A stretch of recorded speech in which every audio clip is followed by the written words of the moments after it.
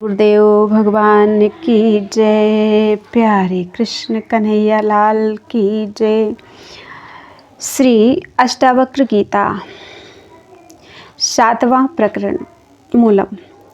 मयि अनंत महाम्बोधौ विश्वपोत इतस्ततः भ्रमति स्थान्तवातेन न ममास्ते सहिष्णुता। प्रश्न। यदि लय चिंतन नहीं होगा तो सांसारिक विक्षेप भी बने रहेंगे और वे कदापि दूर नहीं होंगे। उत्तर। वे बने रहें, मेरी क्या हानि है। अनंत महान समुद्र रूपी मुझ आत्मा में यह विश्व रूपी नौका मन रूपी पवन करके इधर उधर भ्रमती है। उसका भ्रमण करना मेरे को असहन नहीं है। जैसे समुद्र में पवन करके इधर उधर भ्रमती हुई नौका समुद्र को क्षुब्ध नहीं कर सकती, वैसे मन रूपी पवन करके इधर उधर भ्रमती हुई विश्व रूपी नौका भी समुद्र रूपी आत्मा को क्षुब्ध नहीं कर सकती।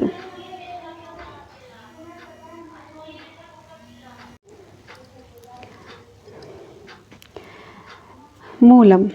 मयि अनंत महाम्बोधौ जगद्बीच ही स्वभावतः उदेतु वास्तमायातु न मे वृद्धिर्न च क्षतिः।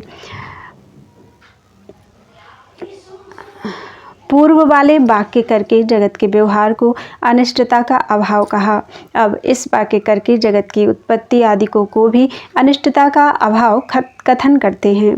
जनक जी कहते हैं कि विनाश से रहित व्यापक आत्मा रूप समुद्र में जगत रूपी अनेक लहरें उदय होती हैं और फिर अस्त हो जाती हैं। उनके उदय होने से आत्मा की वृद्धि नहीं होती है और उनके अस्त होने से आत्मा की कोई हानि नहीं होती है।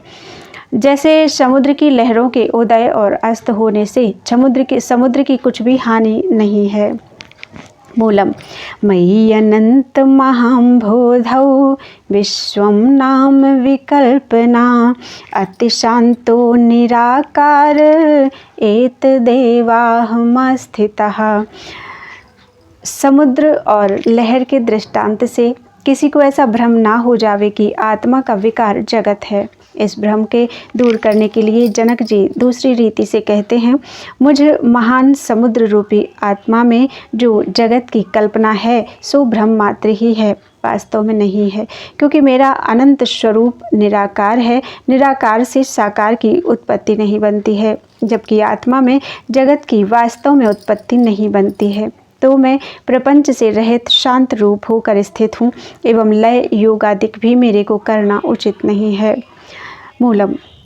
नात्मा भावेषु नो भावश् तत्रानन्ते निरञ्जने इत्यसक्तोऽस्पृहः शान्त एतदेवाहमस्थितः। आत्मा देहादि भावों में आधेय अर्थात आश्रित रूप करके नहीं है, क्योंकि आत्मा व्यापक है, देहादिक सब परिच्छिन्न हैं। व्यापक परिच्छिन्न के आश्रित नहीं होता और आत्मा निराकार होने से देहादिकों की उपाधि भी नहीं हो सकता, क्योंकि आत्मा सत्य है, देहादिक सब मिथ्या हैं। सत्य वस्तु मिथ्या वस्तु की उपाधि नहीं हो सकती है और देह इंद्रियादिक आत्मा की उपाधि भी नहीं हो सकते हैं, क्योंकि आत्मा अनंत और निरंजन है और देहादिक अंतवान और नाशवान है। इसी कारण आत्मा संबंध से रहित है और इच्छा आदिकों से भी रहित है एवं आत्मा शांत स्वरूप है। मूलम। अहो चिन्मात्रमेवाहम् इंद्रजालोपमं जगत् अतो मम कथं कुत्र हेयोपादेय कल्पना। विद्वान में इच्छा आदिक भी स्वतः नहीं होते हैं, इसमें जो कारण है उसको कहते हैं।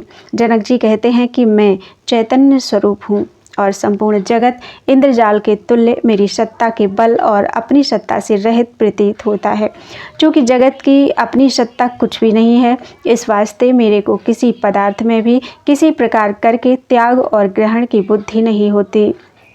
जो पुरुष जगत के पदार्थों को सत्य मानता है उसी की उनमें ग्रहण और त्याग बुद्धि होती है। इति श्री अष्टावक्र गीतायां 7ं प्रकरणं समाप्तम्। बोलो वृंदावन बिहारी लाल की जय।